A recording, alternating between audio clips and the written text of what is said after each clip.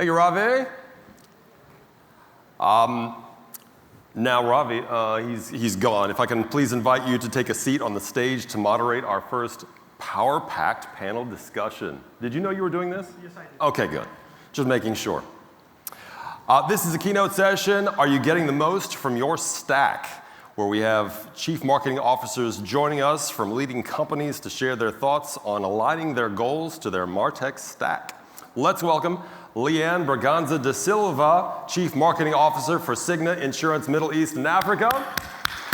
Yes. She is an integral part of Cigna's executive team and has played a pivotal role in setting up the marketing function, which has elevated the Cigna brand. Leanne is a strong advocate of Cigna's core mission to actively contribute to the sustained well-being of individuals and societies around the world. You sound like such a nice person. We have Nazim Erdoğan. Nazim, come on up. Yes, just a little applause. Hey. Makes them feel good. He's the Chief Marketing Officer from Sahibindin.com, Turkey's largest online classified and shopping platform. At his current company, he's responsible for segment and revenue management, business intelligence, online marketing, and communication. Nazim was the executive committee member in charge of marketing and digital at BNP Paribas Cardiff, after working as the vice president of retail and digital banking at Alfa Bank, Kazakhstan. And completing our distinguished lineup, we have Alyza Beg. I was completely wrong, wasn't it? Alyza Beg, thank you. She even said, you're gonna get it wrong. Alyza, who is the Group Chief Marketing and Communications Officer for Easa Saleh Gurg Group, where she oversees marketing, communications, quality, business excellence, and CSR functions for the group's 27 businesses. Alyza has previously worked at the Tiger Woods Dubai Holding, which is my employer actually. Why did I get her name wrong? Where she's managed special projects. She also has been awarded by Forbes Middle East as one of the region's top 50 marketing and communications executives in March 2020. And with that, Ravi, the floor is all yours. We look forward to some interesting discussion. Take it away. Thank you so much, Brent. And again, welcome to this esteemed panel. You all are really successful CMOs who I think look at a more strategic helicopter view of things. But for this session, I want to really pull you down to ground realities and actually ask pointed questions which are solution-oriented.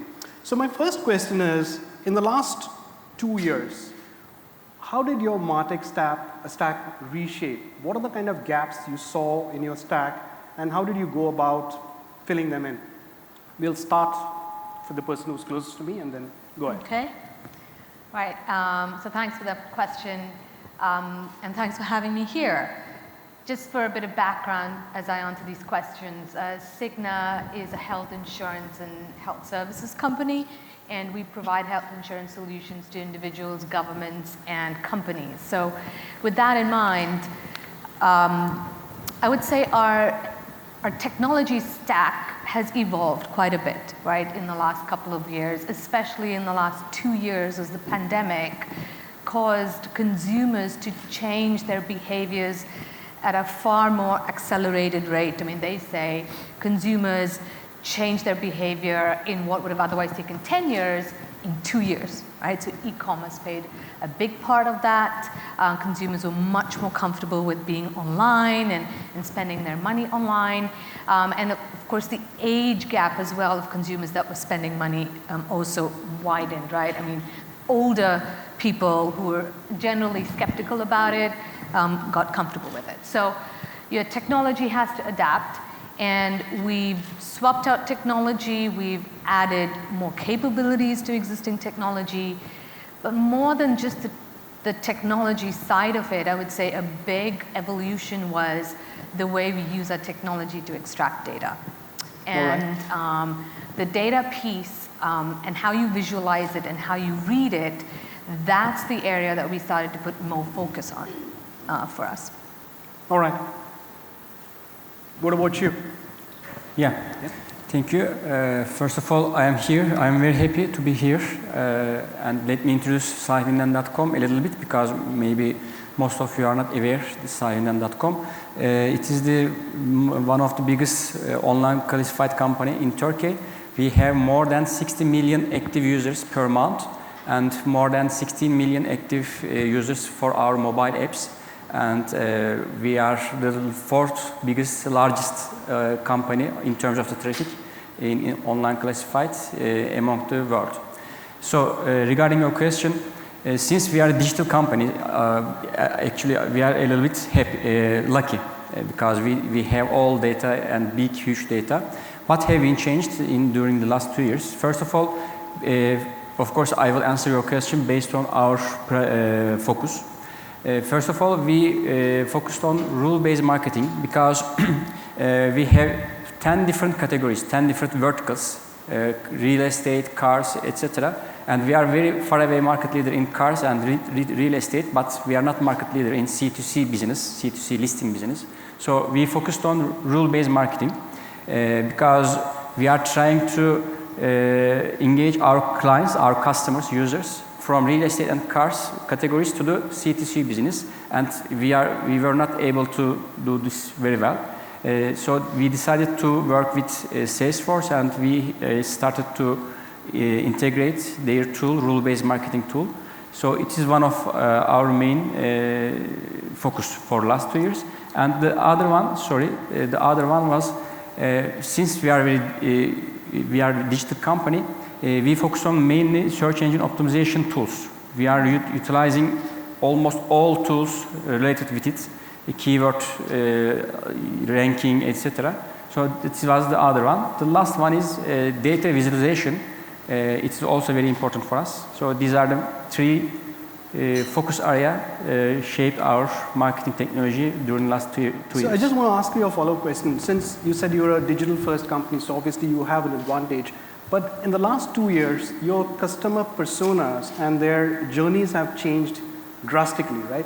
So what was the kind of insights, and were you able to get those insights from your existing stack, or did you have to look at additional solutions to get those insights out? Yeah, sure. That's why we have decided to work with Salesforce and rule-based marketing, because the personas coming from the clients has been changed dramatically.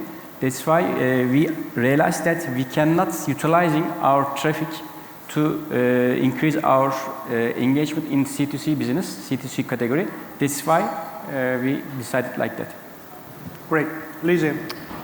So I represent Emirati family business. We're a very diversified group of 27 different companies. We have 370 global brands that we represent.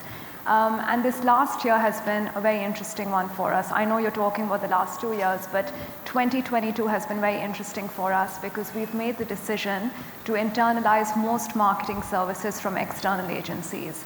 So for us, it's been sort of setting up an in-house agency, and our scope includes everything from creative development, social media, digital marketing. So technology has played such a big part in setting the infrastructure up. So we've really started with the basics from tools like Orabi, which unfortunately does not exist anymore, to look at funnel, user attribution, the customer experience, Klaviyo for email marketing, Google Analytics, which is an obvious one, and also one which is a little bit unheard of and not as popular in the region over here, which is Metrica for heat mapping. Which one is that? Metrica. Metrica, okay. For heat mapping and end-to-end analytics. So for us, it's really been to understand our customers firsthand and to be able to access that data to make better decisions. When you mentioned that you have now an in-house agency, is it also looking at MarTech solutions across all your brands? And are you also integrating data from all these brands? Because I would imagine a lot of your brands are also licensed, so you would have those data protections in place. Yeah, that's correct. So that's going to be phase 2 in terms of the synergies between all of our different companies and compiling that data for more effective use. At the moment, we are looking at it on a brand level, but phase 2 is definitely that in terms of consolidation. Great. At this stage, I want to just change our format a bit. After every question that I ask the panelists, I would open the floor for questions from the audience. So if you have any specific questions that you want to ask about how they've looked at, reevaluated their MarTech stack, any observation that you'd like to make, please raise your hand and we'll have a mic sent to you. Any takers? Yep. Can we have a mic sent there, please?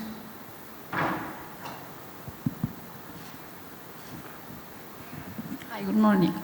I was just curious to know how was your MarTech stack before the COVID, and how was disrupted after COVID? Were you prepared for That was the change precisely my that came? question. So thank you so much for reiterating it. So, yes. And maybe so also if you can share some numbers, like what was the average number of technologies and what new capabilities you added.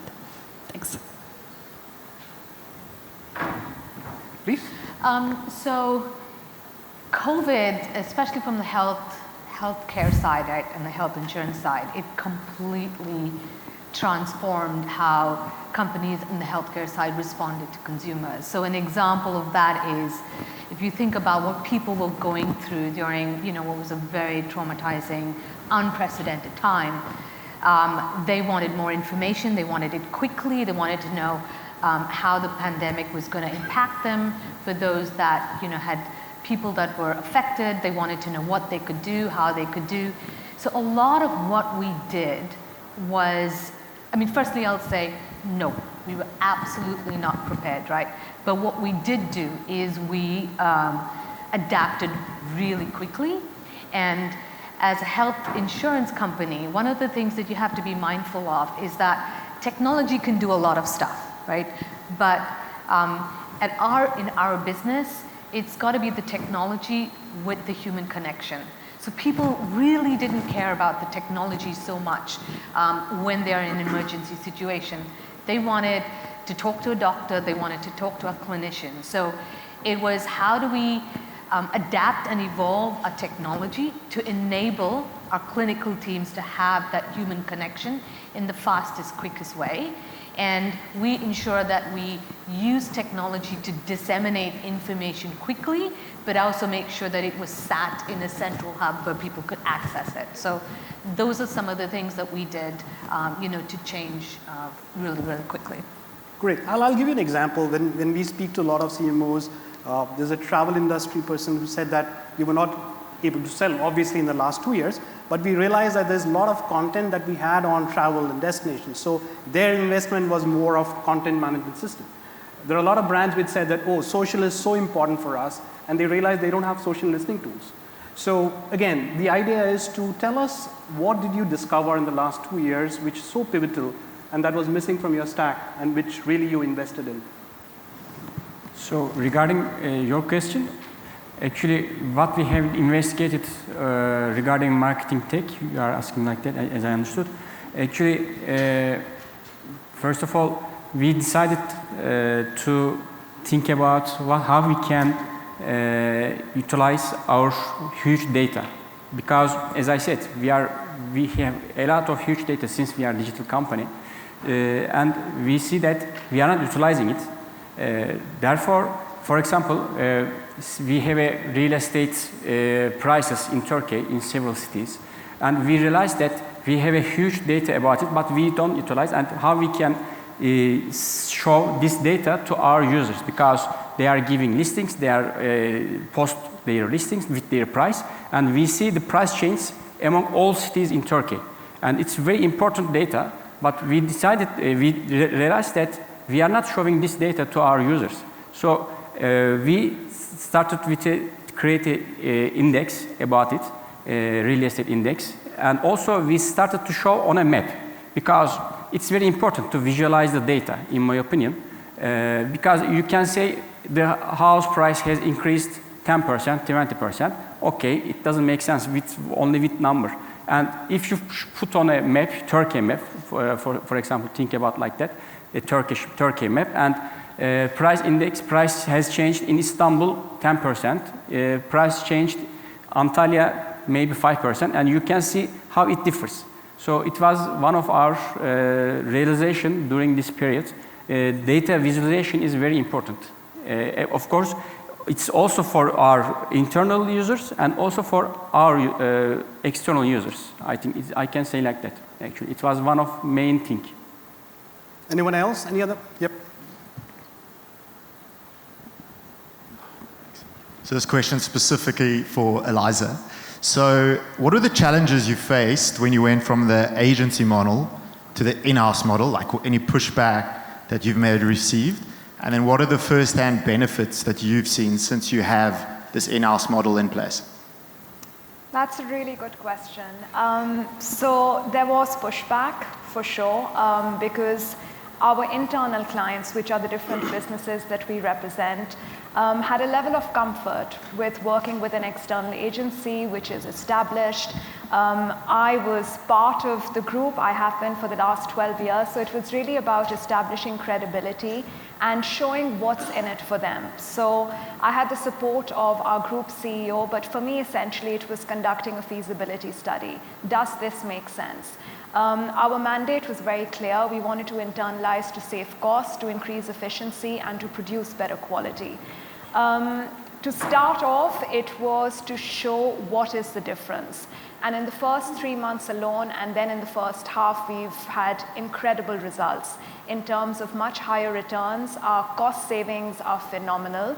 I hope there aren't any external agencies over here. They're probably going to just want me shot. But for us, it has worked. And I think it has worked because we have the volume of different businesses within the group, so we have a captive audience. So challenges we were able to overcome just by success, but it's been a lot of hard work and learning. We haven't got everything right, but we're definitely able to show those initial successes. And sorry, you had a second part to your question. Yeah, so the benefit would be higher returns without a doubt in terms of higher revenue and lower costs. So our bottom line has really benefited from this shift. I have a follow-up question there. We keep talking about data silos within the organization. Now you're talking about almost 24 odd different diverse companies getting together into one entity. So how are you going to manage that? Or are you still that's phase 2? That how do you get all these data pools and data pipes integrated into one system? Our businesses are quite different. So we have everything from steel to paint to furniture. And our target audiences are also very different. And there's a different level of readability to get into this new solution.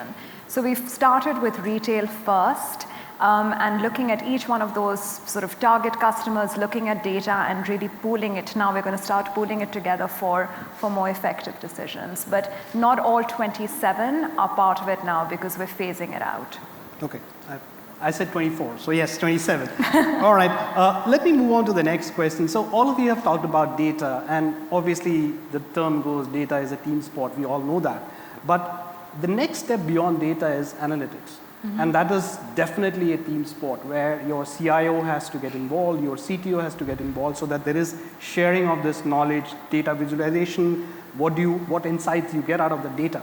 So how does your partnership with the CIO go in making sure that not just this data is shared across, also the analytics and predictive analytics that comes out of it is shared? That's a great question, Ravi. So I think as we talk about the partnership between the CMO or the CIO, one of the things we've learned is, whilst previously traditional silos used to work, they are no longer the best approach to get anything transformative done in your company. So the collaboration between the CIO and the CMO is the most important thing. You need pragmatism from the CIO, right, who wants to obviously protect his data, make sure that all the security protocols are in place, and you need a marketeer that's willing to take risks. And both those qualities can sometimes be at odds with each other, if you know what I mean. So I think being able to, one, build a good rapport with your technology team, agree on how you want to collaborate, but then also agree to do trial and error with small batches of consumer data. And I think one of the things we've learned is we have so many disparate sets of data. We use Tableau to bring them all together, push it through, and visualize it. But I think you do need to, decide right at the beginning what it is that you want to understand and how far are you going to wait till you massage the data. Because after a point, data is data. and it can tell you a whole lot of information. But if you don't know what your initial roadmap is or your strategic intent is at the beginning, you could just spend all your time just, massaging the data. So I think CIO, CMO, and we have our head of strategy, together we decide right at the beginning what our customer experience strategy is, and then what is the data analytics that's going to be used to understand those unmet customer needs. Nazim, what about you? Yeah, actually, the first thing is communication, definitely. Communication between CMO and CIO is very important. For every big project that we are just starting, we 100% align with CIO. What will be the outcomes, what will be the KPIs, how we will collect data, etc. Definitely we align in the beginning of the project. And always we communicate with the technical teams, CIO and his team, that why we are doing this analytics, because we need to have outcome based on our customer insights. We are not collecting data just for collecting data. And actually, everybody in the company should understand that the most close person or most close department is the marketing to the customers. So this is the reality, and in my opinion, everybody should accept this. That's why we always say that we are doing this because of this. When we are discussing with our technical guys, it is very important. The second thing is that actually our guys in our company, business intelligence department, is under my responsibility, not under CIO part. And it's important in my opinion. And also when we have a big projects, our guys, our data guys, data scientists or other guys, approve the project that it has been 100% completed based on our requirements, marketing requirements. If it's not accepted with our guys, the project is not launched. And actually they are controlling it by perspective of the data accuracy. If it is not okay, we don't launch, and still we wait. They will fix the boxes. So it is the other thing that we use. These are the things that I can say. Alyza, what about you? Yeah, so I mean, communication and collaboration is a given, but I think it's also just accepting that some things may not be working in the existing structure. So for me personally, this entire 8 months or 9 months was a learning. And a few months ago, our head of technology actually reached out to me and said, perhaps it makes more sense to have the back-end developers as part of the marketing team and not part of the IT team, which was refreshing. And at first I just thought, why? And the more we had a discussion and dialogue about it, it just made so much sense, because there's one level that's removed, there's a lot more autonomy, it's quicker, we have more control on the end result. So we're actually making that shift now for the back-end team to be part of the marketing team. But I just want to challenge you there, because CIOs typically are seen as custodians of data. And when I'm talking about data, I just don't mean customer data. I'm talking about overall data. Whereas marketers would love to play around with that data, right? So that's where you get insights from. That's where you can really correlate and make predictive analytics. How do you resolve this conflict? Because there's a data protection, and that needs to be sacrosanct. That cannot be compromised in any which way. But you also want the data to be democratized and de-siloed. Correct. How do you resolve that challenge?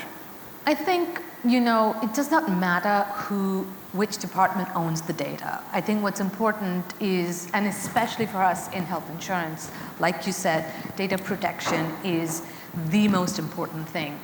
I think the access to the data is important, right? So you need to make sure that you have the right access, but then also the right protocols in place for how the data is accessed. For us, it's all aggregated, anonymized to tell us the insights that we need, whether we need to be predictive or whether it's just informing our customers, of basic things regarding their health. So I think the only way you can manage that is, rather than making it territorial, is about making sure that you have the right amount of access, and then of course the right tools to tell you what those unmet needs are. Great.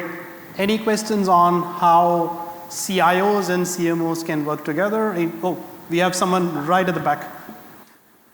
Hi, my name is Hani. I'm the Director of Innovation for DMB Group. We're a real estate group of businesses. I was lucky to have 15 years of my experience as a tech consultant and spent all my life in technology. For the past 2-3 years, I do innovation and digital transformation. So my challenge is exactly what you guys are talking about. For me, the pain point that I see myself today is again the data, but it's not exactly the data how we manage and how we redistribute the data. With technology, we can do anything. There's technology can do technically anything. But if we did it ourselves as technology people, we will overcomplicate it for you. We will over-secure it for you. So we're challenging you. And if we leave it for you, with all the trust, with all respect, you guys will be responsible for security, data distribution, compliance, which is not marketing terminologies, right? So again, there is a bit of clash. But I believe that we all have to agree, for example, data visualization as a marketing mindset, we would recommend such tools. As a technology, we have to comply these tools, validate and approve it, and then we use it together. But I have one question for all of you. I need a recommendation from top-notch data collection and data redistribution for marketing department. Thank you. So you need, when you said you need a recommendation, as in you need a vendor name or a solution? Maybe tools or solutions. Tools, solutions, vendors, because I dealt with Salesforce, Microsoft, SAP, all of them. But I still feel, for example, Supermetrics, some new data collection tools, it might be better because it's niche for marketing. I think you can probably go out during the coffee break. We have enough partners to tell you, yes. So let me move on to my next question. So what are your key goals for 2023? How do you see your overall marketing strategy change, given that you have 2 years of learning and probably 3 years of learning on this whole disrupted marketplace? And how does technology align with that new goal? I think for us at Cigna, a big part of what we want to do is we've spent a lot of time listening to the customer, and we have noticed like a few interesting trends, right? One is our consumers now are more heavily involved in their healthcare, their overall healthcare. Also, we found out that health and well-being now is paramount, right? Sometimes health and well-being supplants things like what your salary is, it supplants things like what your designation is. So people have told us that health and well-being is of supreme importance. So our goal as a health insurer is to try to help organizations harness that. And what we've done is we've used a couple of examples to do that. We've used a technology platform to help people develop their health and well-being needs and meet their goals. But then we've also used offline platforms to help customers connect, but also, ensure that they're getting the most out of their health insurance. So it's got to be, again, for us, the mix of both technology as well as the human connection. Nazim? Actually, we will focus on mainly utilizing our huge data points. What I mean, for example, we are using big data. Big data will be one of our main focus, by the way. Why? Because, for example, we have data about the price of the cars. We know which make, which model, which car, which price in all among Turkey. So when you try to list a new car on our platform, we will say that this price is high or this price is moderate or is okay, etc. So we are recommending, we will try to recommend like that. Or we will tell the clients, you can sell this car in 10 days, in 5 days, etc. So we will utilize or we will use big data for this. For C2C part also, what we will do, we will offer the listings that that user may interest, because we know which product has been investigated with other users. So it will be the other focus area from us. The last thing, as I said, rule-based marketing, we will offer, for example, discount offers, the client who has not responded us. So we will make more investment for that client, for that user. We will, for example, spend 1,000 TL. But if the client, one of the user, has completed successful transaction, it means he is okay, he is aware our service, etc. So we will not try to spend 100 TL. We will try to engage him with other tools. So rule-based marketing will be the second focus area for us. Alyza, we already know that you're going to be investing all your time and effort in an in-house agency. Anything apart from that in terms of key investments that you're looking for in 2023? Yeah, so our priorities for 2023 are based on 3 key learnings. The first one being people pay with time. So saving time means saving money, and people are willing to pay for convenience. And the second one is the power of personalization. I feel that we're going back almost to our grandparents' generation, where the ultimate level of personalization existed. And they typically go to their local grocer who would know them by name, and they would know their unique shopping preferences. And now with globalization and with social reach, us marketers have such an incredible opportunity, and we have the ability to target customers in remote parts of the world. But the challenge really is, how do we create unique experiences for them which are specific to their requirements? And thirdly, it is sustainability. Going back a few years, us as consumers were concerned about our environmental footprint, but I think it's now come to the point with a lot of awareness that we're actually feeling a sense of responsibility, and we're willing to pay to reduce the negative impact. So how does technology come into all of this? So for the first point, we're looking at AI-based homepages for most of our brands. On the second one, it's conversational commerce, so one-on-one, unique experiences for our customers. And finally, for sustainability, it's questioning everything from our choice of packaging to delivery times. I think we live in this obsessive time of really same-day delivery and delivery within 2 hours. But does our customer really want that?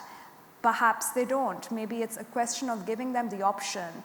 And if they're okay to wait the next day or the day after, let's look at technology for route planning and really using all of this for more environmentally conscious decisions. Great, that's a good point. And we could actually see slow commerce for a change. Correct. Right? So I had kept 30 seconds for a question. So if someone has a really simple, direct question, we are happy to take that. Otherwise, I will close this session. Anyone?